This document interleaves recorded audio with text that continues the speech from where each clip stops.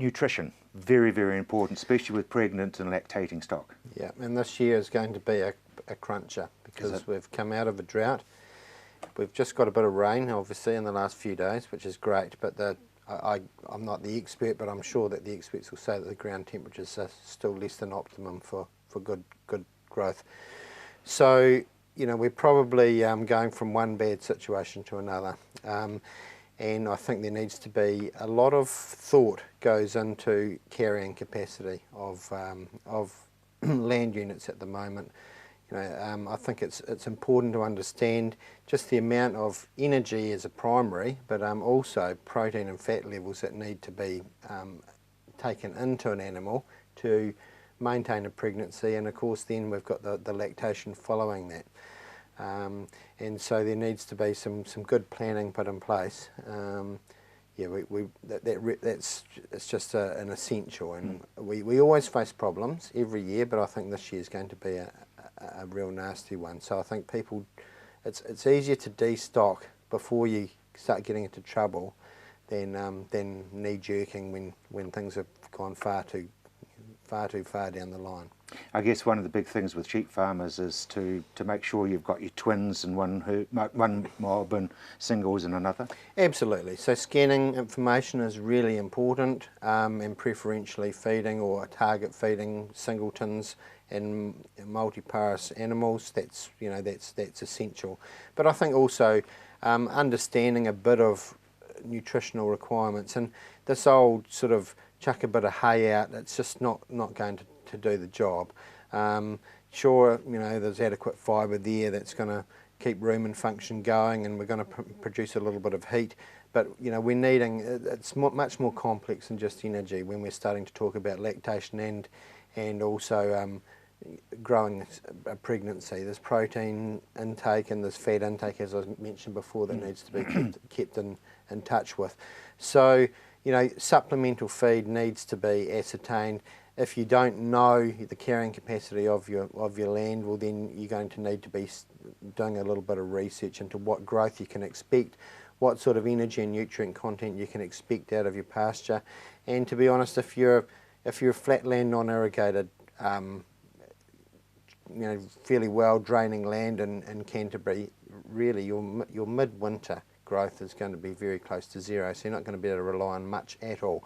So, but you need that rising plane, don't you? Rising plane of nutrition, it's a very old term, but it's exceptionally true. A rising plane of nutrition, and we're going to get pregnancy toxemias all over the place, and sleepy sickness. That's right, that's exactly what the disease is, and I don't care how flash people get to me. You know, once you start getting used sitting down with sleepy sickness, you know, it's a one-way spiral.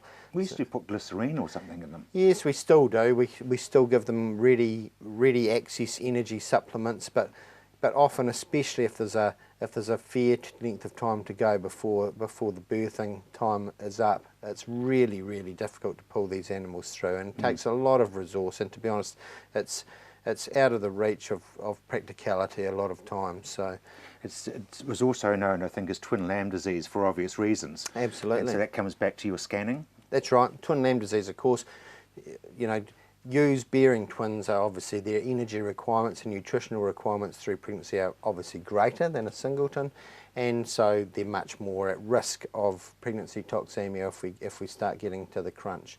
I guess on top of all this is regular monitoring, and again, it's a thing I harp on about all the time, I understand, but through the winter, especially this winter, it would be essential to keep a good hand on your stock, especially sheep.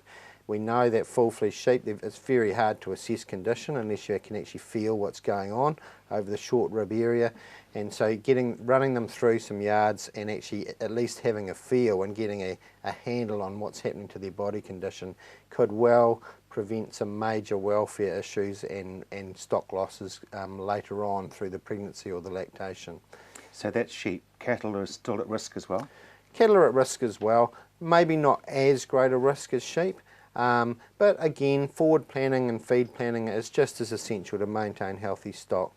I think one thing that maybe we should talk about that goes hand in hand with these sort of conditions is parasite status, and I think young stock this year are going to be at risk. What happens is we have a stressful summer.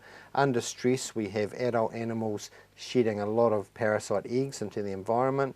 Then we get a bit of moisture and enough heat, enough temperature to drive larval development, and we can get massive larval populations on grazable pasture.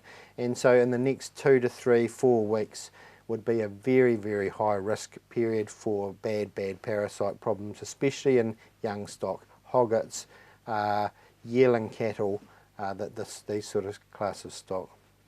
Now the other thing is that if you're feeding brassicas, a lot of veterinarians would say you're feeding poison, so you've got to be a bit careful on that one. Be careful, they're not as bad as they used to be. There's 2 major problems that we can see with brassica feeding, and we can get problems with a special type of anemia. It's less of an issue these days. One thing that we should be a bit aware about, especially at this time of year, after some poor phases of growth and then getting a little bit of growth with the moisture, is nitrate poisoning, and that's something that definitely should be thought about. And if we start getting animals falling down with that, then that's one of the big things high on the list to be thinking about. It's really important to keep a very close eye on your stock. If you think they're breathing a bit heavy, if we're getting a bit of air blowing when you're moving stock, and maybe they're a bit tired than you thought they would be when you're moving them around, then it might be worth looking at that before we get any losses. There'd be nothing more expensive than a dead dairy cow when you're winter grazing, I would have thought. Oh, absolutely, yeah. And as we always say, prevention's much better adage than cure. So very good forward planning, a good animal health. Put a straw in their gut first? Yeah, if there's high risk, if you're grazing high risk crop or high risk feed, then yeah, fill them up a little bit first, and maybe look at break feeding if it's a high risk crop. We would generally ascertain that based on the nitrate levels of the feed material being used. So again, I think it's something that the best advice would be, when it comes to good preventative animal health planning, always do it if you can in conjunction with your vet. Develop a relationship with him or her, and it's always the best going forward, I think. Of course, we've got ticks this time of year. Ticks, which has got nothing to do with lactating and pregnancy, no. but ticks, funny little thing. Yeah, it's traditionally in Canterbury, where we are right now, hasn't really been a major problem ever. And just recently I've learnt that there's been at least a couple of outbreaks up in Kaikoura, one in a herd of calves and one in a herd of deer.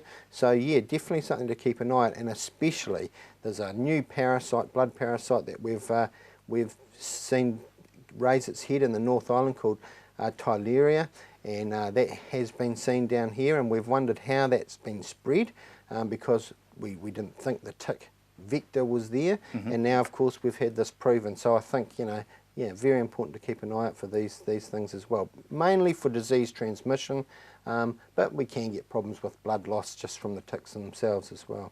Brilliant. Nick, thank you very much indeed, as always. Okay.